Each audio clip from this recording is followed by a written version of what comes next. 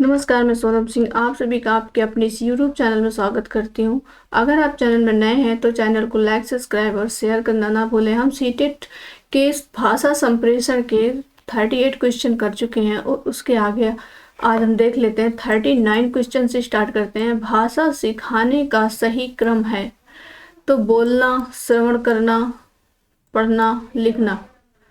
श्रवण करना, फिर बोलना, फिर पढ़ना और लिखना, तो आपका भी सही हो जाएगा। याद करने का तरीका ऐसे हो जाएगा कि जब किसी चीज़ को आप श्रवण करेंगे, सुनेंगे, तभी तो बोलेंगे, और जब बोलेंगे तभी उसको पढ़ेंगे, और जब पढ़ेंगे तभी उसको लिखेंगे। इस प्रकार से आप इसे याद कर सकते हैं। क्वेश्चन नंबर 40 है, लेखन से संबंधित नहीं है बैठने का उचित ढंग या शुद्ध उच्चारण या लेखनी पढ़ने का ढंग या आंखों से कागज की दूरी। तो यहाँ पर शुद्ध उच्चारण लेखन से संबंधित नहीं है।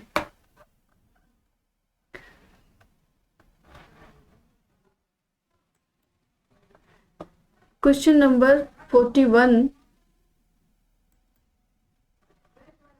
बच्चों के लेखन कौशल का मूल्यांकन करने के लिए कौन सी विधि बेहतर हो सकती है? तो अपने अनुभवों को लिखना, या फिर श्रुत लेख, या पाठाधारित प्रश्नों के उत्तर लिखना, या फिर सुंदर लेख का अभ्यास करना। तो बच्चों के लेखन कौशल का मूल्यांकन करने के लिए सर्वाधिक उपयुक्त विधि जो है वो अपने अनुभवों को लिखना है। क्वेश्चन नंबर 42 है, भाषा के अभिव्यक्त्यात्मक कौशल हैं सुनना, बोलना है या बोलना, लिखना है। तो आपको बता दूं कि ऑप्शन बी सही हो जाएगा। बोलना और लिखना आपका भाषा का अभिव्यक्तात्मक कौशल है, क्योंकि बोल करके ही अपनी अभिव्यक्ति की जा सकती है, अपने विचारों को स्पष्ट किया जा सकता है, और लिख कर भी आप अपने विचारों को प्रकट कर सकते हैं। इसलिए बोलना और लिखना दोनों भाषा की अभिव्यक्ति कौशल हैं। क्वेश्चन नंबर 43 है, लिखित भाषा का प्रयोग होता है तो केवल प्रतिवेदन लेखन के लिए किया जाता है या फिर कार्यालयी कार्यों के लिए ही किया जाता है? या ऑप्शन सी कह रहा है अपनी अभिव्यक्ति के लिए किया जाता है, या फिर ऑप्शन डी है केवल साहित्य सृजन के लिए ही किया जाता है। तो लिखित भाषा का प्रयोग ऑप्शन सी सही हो जाएगा, अपनी अभिव्यक्ति के लिए ही किया जाता है।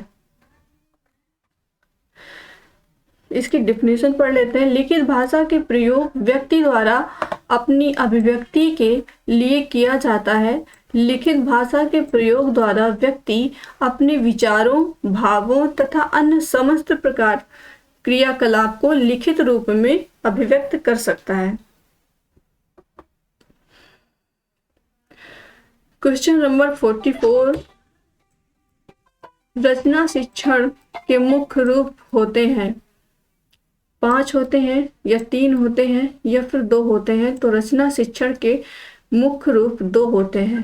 क्वेश्चन नंबर 45 है, वे कथन जो आपसी व्यवहार में सामान्य रूप से प्रयुक्त होते हैं उन्हें कहते हैं अनौपचारिक कथन कहते हैं, या फिर औपचारिक कथन कहते हैं, या प्रासंगिक कथन कहते हैं, या फिर तर्कसंगत कथन कहते हैं? तो आपको बताना है इनमें से कौन सा सही होगा।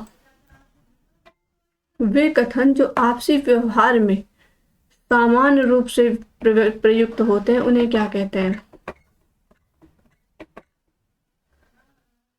तो आपका ऑप्शन ए सही हो जाएगा। अनौपचारिक कथन वे कथन है जो आपसी व्यवहार में सामान्य रूप से प्रयुक्त होते हैं।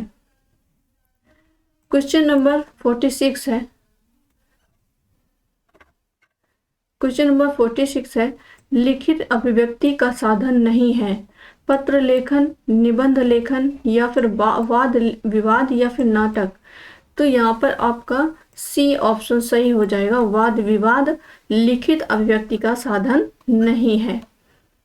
क्वेश्चन नंबर 47, लिखित कार्य की जांच में बच्चों की सहायता लेने से केवल पठन कौशल का अभ्यास होता है, या फिर बी है बच्चे ज्यादा गलतियां ढूंढना सीख जाते हैं, या फिर ऑप्शन सी है बच्चों को दूसरों के हस्तलिखित सामग्री को पढ़ने का अवसर और अवलोकन क्षमता के विकास का अवसर मिलता है, तो आपका सी ऑप्शन सही हो जाएगा। बच्चों को दूसरों के हस्तलिखित सामग्री को पढ़ने का अवसर और अवलोकन क्षमता के विकास का अवसर मिलता है। लिखित कार्यों की जांच में बच्चों की सहायता लेने से बच्चों के दूसरे के हस्तलिखित सामग्री के पढ़ने का अवसर मिलता है और अवलोकन क्षमता बढ़ती है। ऐसा करने से बच्चों की जब दूसरों से लिखित कार्यों के जांच करने का मौका मिलेगा, तब वह उसकी कमियों और अच्छाइयों को जान सकेंगे, जिससे उनके अपनी भी कमियों को पूरा करने का पर्याप्त अनुभव हो जाएगा। क्वेश्चन नंबर 48 है, हिंदी भाषा की कक्षा में मोना लिखते समय कठिनाई का अनुभव करती है, ये समस्या किससे संबंधित है? तो लिखने वाली जो समस्या है उसे हम डिस्ग्राफिया कहते हैं। आप इसको इस प्रकार भी याद रख सकते हैं, यानी कि ग्राफ करना, ग्राफ बनाना। और ग्राफ आप किस में बना सकते हैं? कॉपी में। तो इससे आप याद रख सकते हैं कि डिस्ग्राफिया यानी कि पढ़ने लिखने से संबंधित समस्या को हम डिस्ग्राफिया कहते हैं। और डिसलेक्सिया जो है वो पढ़ने से संबंधित है, और डिसकैलकुलिया जो है ये गणना से संबंधित है। तो कैलकुलिया मतलब डिसकैलकुलिया, इससे आप समझ सकते हैं कि कैलकुलेशन की बात कर रहा है। केलिया ये तो गणना से संबंधित ही हो जाएगा। तो आपके याद करने के लिए इस तरह से आप याद कर सकते हैं। क्वेश्चन नंबर 49 है, भाषा अनुकरण के माध्यम से ही सीखी जाती है, यह विचार किससे संबंधित है? स्किनर साहब से, या फिर वाइगोत्स्की से, या फिर पियाजे से, या चॉम्स्की से?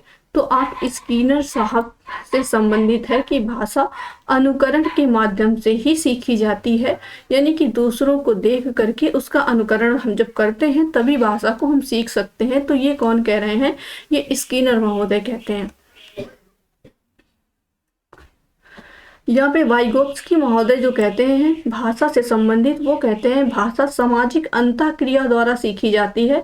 और चॉम्स्की कहते हैं कि बच्चों में भाषा सीखने की जन्मजात क्षमता होती है। और पियाजे का मानना है कि बच्चे संज्ञान द्वारा भाषा सीखते हैं।